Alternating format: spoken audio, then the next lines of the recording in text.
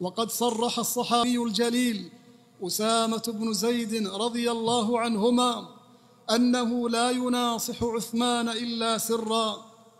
ومن نقل عنه النصح العلني من الصحابة فإن ذلك إنما يكون بمحضر من ولي الأمر لا في غيبته، ويكون في أمر تفوت فيه مصلحة تأخير الإنكار والنصح. ولما أشاع الناس الإنكار العلني تغيرت القلوب على عثمان وعلى أمراء عثمان.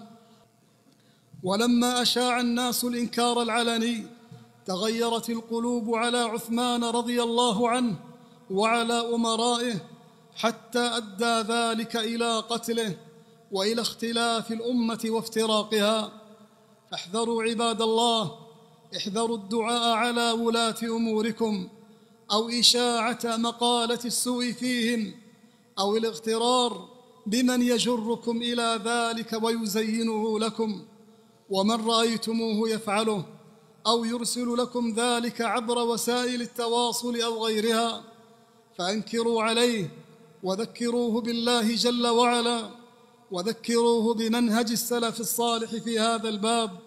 ومن لم يرتدع فخوفوه بالإبلاغ عنه، فإن أبى وأصر وعاند فبلغوا عنه الجهات المسؤولة، فإنه داعية شر وفتنة.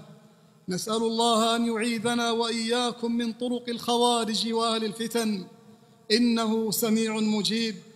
اللهم أعز الإسلام والمسلمين وأذل الشرك والمشركين. اللهم آمن أوطاننا وأصلح سلطاننا. اللهم احفظ حدودنا وانصر جنودنا.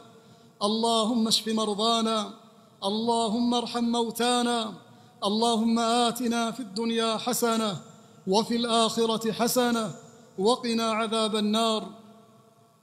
عباد الله، إن الله يأمر بالعدل والإحسان وإيتاء ذي القربى وينهى عن الفحشاء والمنكر والبغي يعظكم لعلكم تذكرون. وأوفوا بعهد الله إذا عاهدتم ولا تنقضوا الأيمان بعد توكيدها، وقد جعلتم الله عليكم كفيلا.